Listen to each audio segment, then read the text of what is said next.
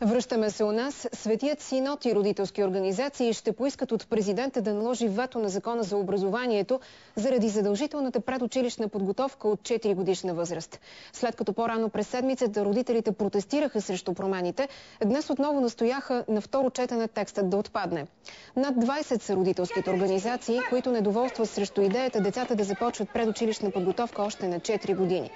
Според тях по този начин се отнема правото на родителите да избират кое е най-доброто за децата им. От Светия синод пък поискаха в законопроекта да бъде записано и въвеждането на предмет религия в задължителната учебна програма. Ние не сме против да има предучилищна подготовка. Нека да бъде възможност, нека да имат възможност родителите да преценят готово ли е детето им да отиде там или не. Със сигурност ще подкрепиме всички инициативи, които позволява закона, да бъдем в унисон с общественото мнение, което съвпада с вижданията на Светия синод.